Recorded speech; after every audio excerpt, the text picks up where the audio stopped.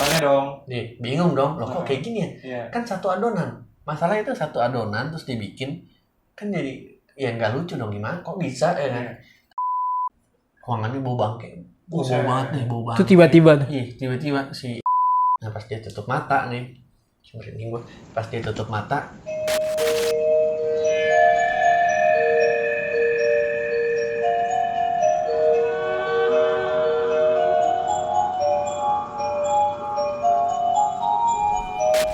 Halo kawan mistik. balik lagi sama gue Kiki Gua Wilman. Gua Iki.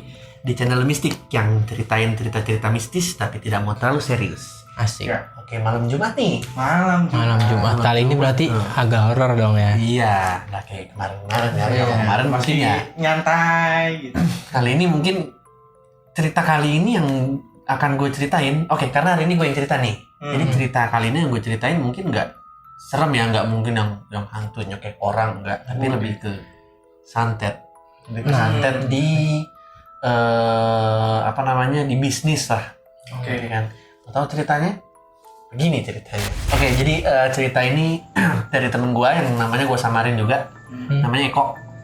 Itu di Jogja. Ceritanya di Jogja tahun 2002-2003 lah, zaman-zaman dia masih SMA. Nah, Jogja lagi loh. Yoi, pasti. Emang Jogja spesial terus. ya. Jogja ya. Jadi tahun 2002-2003 itu keluarganya tuh, keluarga Eko ini bisnis roti. Ya kan, bisnis roti. Dan emang lagi naik-naiknya. Kebetulan kan tahun 2002-2003 kalau gua nggak salah itu lagi banyak bisnis roti homemade. Oh iya ya. Iya. Homemade. Nah, dia bikin homemade juga. Nah, kebetulan tuh banyak banget saingannya banyak banget. Tapi ya temen gue ini emang agak legowo, emang nggak agak legowo, emang orangnya legowo ya, emang tipikalnya orang Jogja juga mungkin ya. Jadi kayak oh ya udahlah, semuanya tuh bukan saingan dianggap. Jadi kayak ya ini Persahabatan ya. ya kita sama-sama memajukan lah, saling bantu kalau bisa gitu kan. Cuma ya namanya orang sendiri kan nggak tahu kan. Jadi pengalaman pertama yang mereka dapat tuh, gangguan pertama yang si Eko dapat sama keluarga ini, biasanya mereka kalau manggang roti, itu kan 20 tuh, dipanggang taruh 20. Satu loyang lah. Betul, 20 roti kan. Saat sekali manggang Nah, ya. sekali manggang kan 20. Nah, gangguan pertama itu 10 roti ngembang, 10 roti lagi nggak ngembang. Oh, tanya dong. Bingung dong, loh kok kayak gini ya? Iya. Kan satu adonan.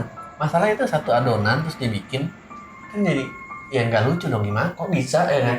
Tapi ya karena mungkin dia juga ada keterbatasan lah, dia nggak ngerti kan soal kayak gitu, jadi ya dia masih mikir mungkin ini bahan bakunya kurang bagus ya kan, bisa jadi bahan bakunya kurang bagus, akhirnya ya udah dia positive thinking aja kan, ya udahlah nggak apa-apa. Nah itu terjadi 1 bulan. Satu bulan full terus terjadi. setiap hari tuh, setiap hari. Setiap mereka manggang ya jadi kejadiannya kayak gitu. Oh, selalu sama tuh. Selalu sama. Jadi ya udah ya kan, mau nggak mau itu dibuang kan. Ya pasti dibuang, mereka juga harus ganti bahan baku dong, biar ya gimana supaya dapet yang bagus gitu kan. Udah nih, setelah jalan 1 bulan, secara tiba-tiba sih, jadi rotinya tuh semuanya akhirnya ngembang lagi. Tapi ada gangguan kedua yang dia dapat di situ. Oh, 2 kali nih jadinya. 2 kali gangguannya. Sebulan pertama yang roti nggak ngembang. Ya sebulan pertama roti nggak ngembang. Nah, sebulan kedua ini roti ngembang, semuanya ngembang, jadi semuanya. Tapi rotinya nggak awet. Jadi begitu jadi, mungkin kan mereka biasanya manggang roti tuh subuh kan. Begitu pagi kan pasti ditaruh dong di warung ya kan.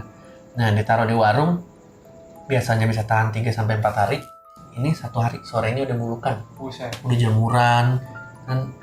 Mereka masih mikir ini bahan baku, cuma maksudnya masih make sense lah kalau gara-gara itu bahan baku. Tapi kan kalau ternyata yang kemarin dijual, yang bulan lalu yang nggak ngembang itu dijual bisa 3-4 hari, kalau ini pakai yang sama masa nggak bisa ya? Nggak bisa 3-4 hari kan agak aneh. Cuma ya udahlah. Nah di situ ya mungkin jadi keadaan bisnisnya jadi agak menurun lah ya kan, kondisinya karena itu kebanyakan bahan baku yang dibuang ya kan. Nah jadi 1 hari itu Eko nih sama temennya namanya Pandu. Nah si Pandu ini tuh temennya memang indigo. Anak-anak indigo yang bisa berinteraksi, bisa banyak hal lah di dunia yang gitu, maksudnya ya banyak halnya. Nah jadi begitu pulang nih, jadi mereka pulang, Pandu main ke rumahnya Eko.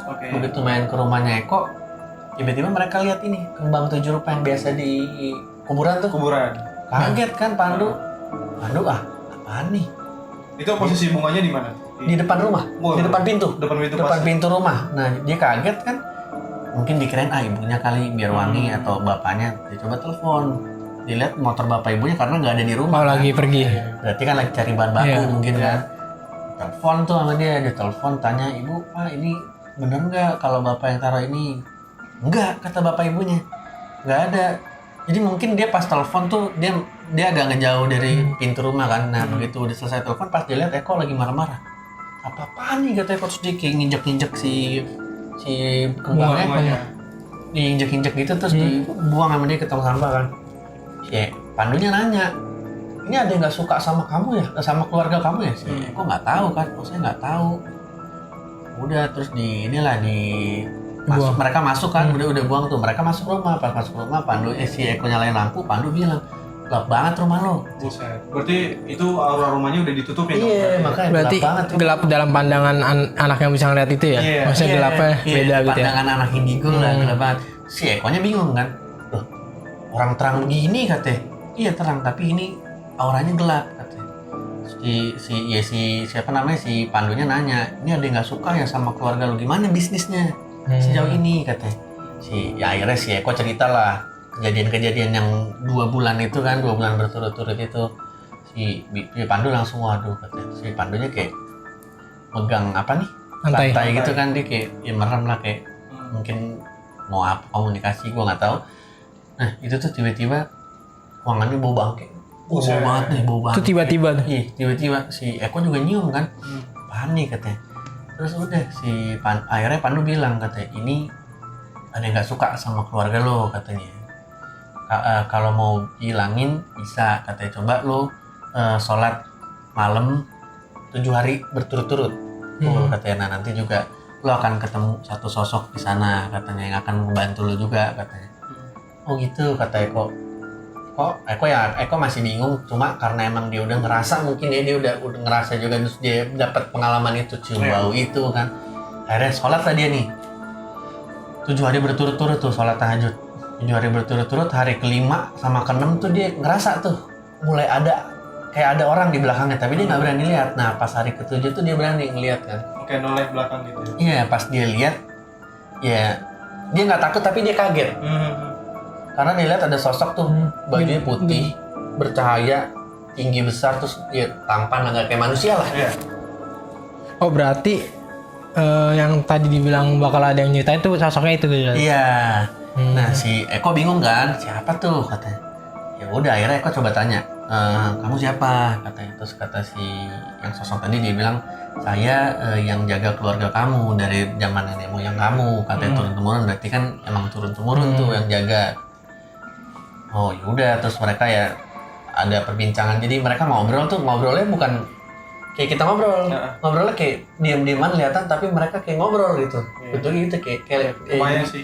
nggak kayak Telepati. Tapi Eko itu ngerti, dia ngomong oh, oke ngobrol ini. Jadi si yang jagain ini juga mau bilang katanya, ya ini emang ada gangguan katanya. Dari ada yang nggak suka, ada yang mengirimkan sesuatu. Nah nanti katanya dia akan bantu tuh buat hilangin itu katanya. Nah udah kan setelah selesai mereka ngobrol tuh, besoknya Eko sama Pandu tuh ketemu lagi. Pandu tuh main ke rumahnya Eko lagi kan, begitu main ke rumahnya Eko lagi, ya si Pandu cerita lah kan dia ketemu sosok ini sosok itu. Katanya udah ketemu ya, udah katanya ya itu katanya. Terus ya kata si Pandu juga bilang kan, maksudnya ya sekalian aja kalau mau apa namanya pakai apa namanya tuh bambu kuning. Iya buat menangkal kan di luar, iya sekalian. Udah nih akhirnya begitu sampai rumah, kayaknya belum begitu. Jadi begitu sampai rumah tuh si Pandu sempat ya, Pandu sama si Eko tuh sempat cerita dulu lah kan. Ngobrol biasa lah. Nah, terus si Pandu komen begitu masuk rumah tuh. Nah gini dong katanya, terang katanya. Kemarin gelap banget katanya. Nah baru tuh dia bilang tuh, sekalian dong pakai bambu kuning gitu, biar lebih aman. Di depan rumah atau? Iya di depan rumah kan. Udah emang kenapa kata ya biar nolak bala maksudnya kan dibilang. Ya, terus tiba-tiba si Pandunya tuh kayak ya gitu lagi Gitu lah. lagi, megang lantai lagi. kan. Oh, kali ini bukan megang ini, dia Apa? megang dinding. Oh, di dinding. Megang dinding, nah nggak lama tuh megang dinding kayak tiba-tiba vibe-nya berubah. Terus aura di dalam ruangan tuh berubah. Kayak lebih lembab gitu kan. Nggak lama hilang. Terus Pandu bilang katanya, nah sekarang udah hilang semua nih katanya. Udah, Apa tuh hilang? Cuma dalam artian itunya itunya dalam yang dikirim artian itu. yang dikirim itu hilang. Oh, udah nggak ada. Eko bingung kan, ini apaan sih sebenarnya katanya. Si Pandu belum mau ngomong, nanti juga kamu tahu sendiri. Terus Eko nanya lagi, siapa sih yang kirim?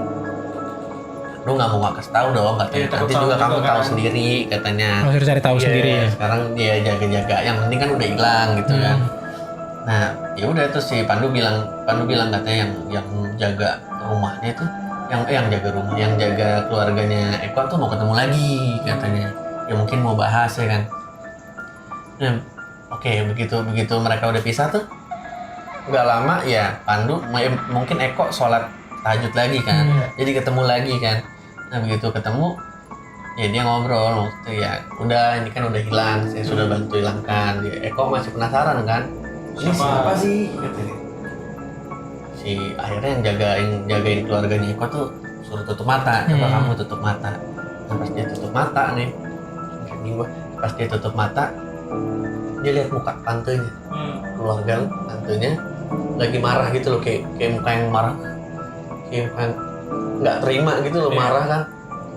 Ekonya kaget kan, masih nggak nyangka gitu kan. Terus yang jaganya bilang iya katanya, tapi tidak perlu dibales karena ini udah hilang juga, dan biar karma lah yang balas, biar Tuhan lah yang balas, maksudnya kan lebih ke gitu kan. Kalau misalnya si tantenya sendiri nih, dia punya bisnis roti juga. Dia bisnis roti juga. Oh. Dia bisnis roti juga. Sirik karena Iya, sirik. dia udah Karena ya mungkin lebih maju lebih maju kan. ketimbang rotinya dia. Jadilah iri dengki. Iya. Iya.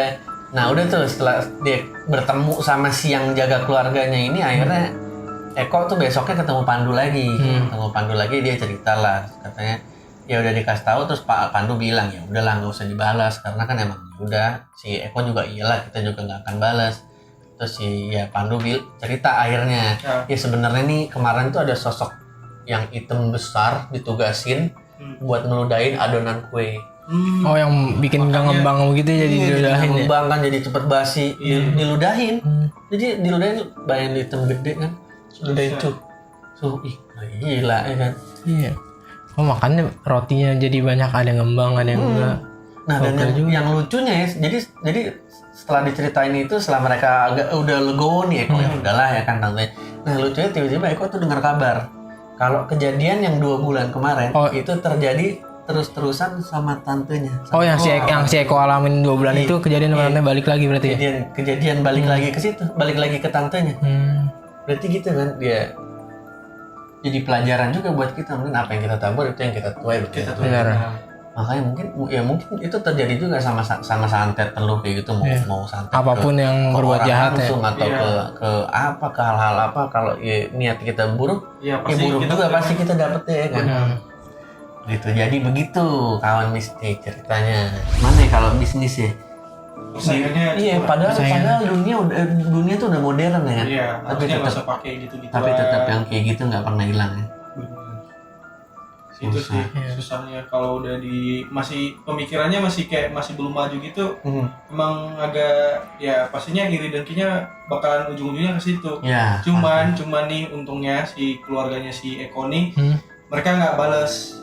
Untungnya di situ sih. Ya. Karena kan bagaimanapun bukan kewajiban kita buat ngebales kan. Iya benar. Jadi ada sendirilah istilahnya kayak gitu hukumannya gitu. Ya, percaya karma berlaku ya. Benar. Banyak pelajaran sih ya dari ceritanya ya. Iya, banyak lah. Banyak banget, apalagi pelajaran mengenai kesabaran ya kan. Gila itu dibalas lebih legowo. Kayak ya gimana ya, lo dirugiin gitu. Rugi itu bukan rugi biasa, rugi banget. 2 bulan berturut-turut, setiap hari lo rugi, tapi setelah lo tahu lo nggak mau balas gitu kayak. Ya udah gitu ya. Kesabaran Eko boleh lah. Boleh ya ditiru ya kan.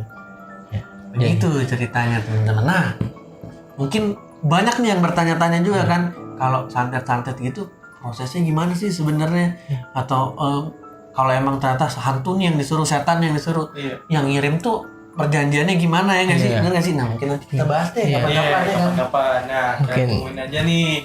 Soalnya nanti kita akan mendatangkan sesosok, bukan sesosok. Bukan sosok. Seorang Narasumber. narasumber. Yang mungkin nanti bisa menjelaskan proses si santri itu gimana. Iya. Bagaimana cara kerjanya, bagaimana mungkin ada perjanjian atau tidaknya di dalamnya. Ya lebih ke pakarnya. Pakarnya. Iya kan. Nah jadi buat kawan-kawan mistik semua yang memang punya mungkin ada cerita-cerita yang menurut kalian bisa nih kita ceritain di cerita malam Jumat ini yang ya mungkin mistisnya lebih dapat atau bagaimana? Lebih dapat lah, bukan sekedar cuma kita lihat atau kita apa. Boleh nih diceritain di sini. Siapa tahu nanti kita bisa ceritain di sini, kita bisa bawa atau kalian yang kita bawa ke sini buat cerita bareng-bareng, ya kan? Bisa juga kirim lewat email ya, email yang ada di situ. Telegram, WA-nya The Mystic ada, bisa dikirim ke situ.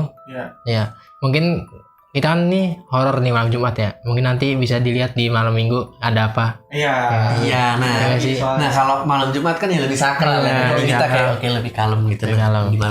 Di hari Minggu kita lihat. Kawan-kawan semua bisa lihat kita cerita-cerita. Ya kita cerita mistis tapi nggak lebih ini sih kayak lebih ke fun aja gitu. Jadi jangan lupa ya di like, komen, and subscribe. Jangan lupa nyalakan notif dan klik loncengnya biar kita lebih semangat ya membuat konten. Ketemu di Jumat malam Jumat lainnya. The Mystic. Cap.